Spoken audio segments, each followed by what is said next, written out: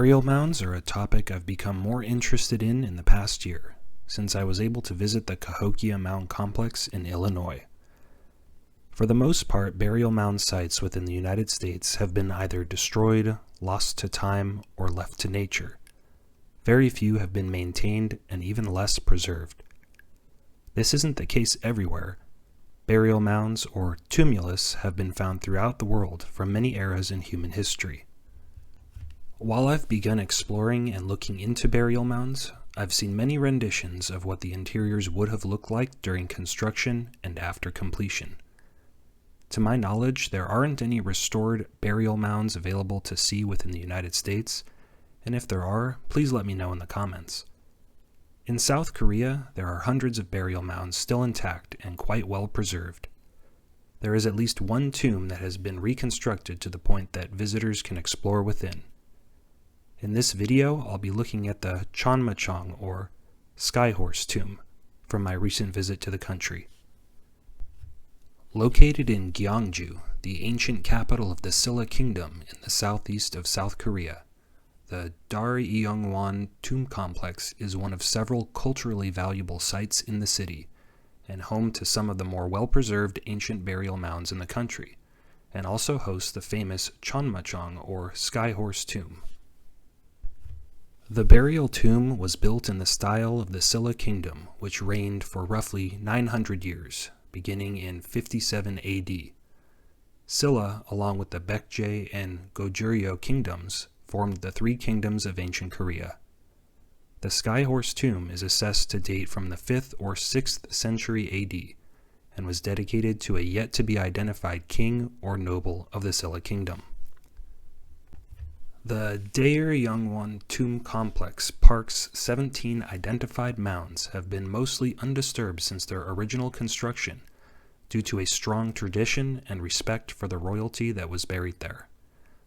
The park is quite well maintained, and ability to walk among the preserved mounds is something I have been looking forward to for some time. Many of the mound tombs found in the area are very reminiscent of ones found in Europe, such as the Newgrange Burial Mound in Ireland. The more I research ancient architecture, the more similarities I find with cultures spread vastly apart from one another. Unlike other mound tombs found in Europe or in the Americas, these tombs do not appear to be created with solar alignments in mind. It is fortunate that these tombs and associated artifacts were not systematically looted during the many wars and occupations of the country throughout the centuries. The Skyhorse tomb is no doubt the primary draw to this archaeological park, as it has been fully excavated and restored, with many historic artifacts having been recovered from the site. Until the excavation of the tomb on April 16, 1973, the site had been largely undisturbed. The mound itself measures about 150 feet in diameter, 515 feet in circumference, and about 41 feet in height. Upon entry through the tunnel entrance to the restored tomb, I was surprised at how well the reconstruction within was rebuilt and the apparent care taken, something that is uncommon at other historic places I've been to. The interior of the hollowed-out dome is much more spacious than I would have expected. The bottom center of the mound interior is the approximate location of where the burial chamber was discovered. The tomb, constructed in the typical Silla style, is a wood-lined chamber running east to west and is covered in a mound of boulders and earth, and measured roughly 21 feet by 7 feet by 7 feet high.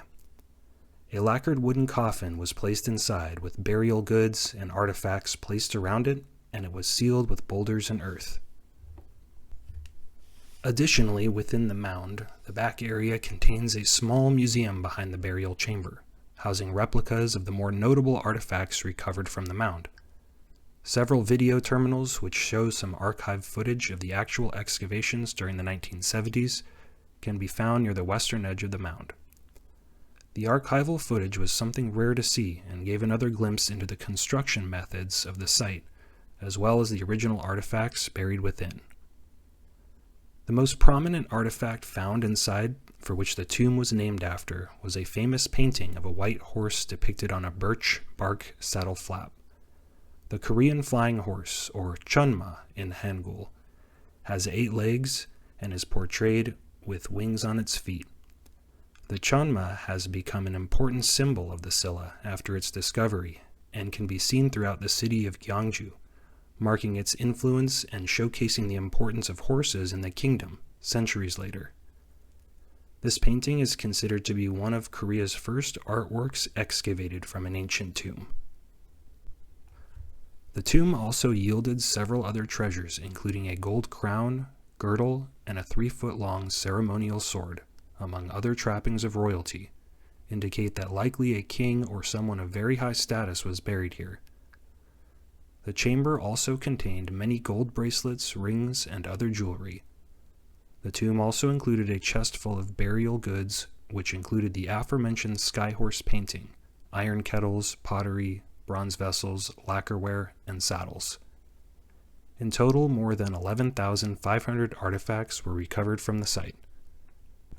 The short excursion I had to the site was intriguing to me, and I was glad to finally have been able to visit. The region is a treasure trove of archaeological sites, with many currently under excavation, as seen with other sites within the city. It is a great service to historians that the South Korean government has taken many strides to help preserve and study these fascinating locations. The city of Gyeongju has many great archaeological and ancient places to see, and is absolutely worth the trek there. Hopefully, in time, we will be able to see more discoveries from within these tombs.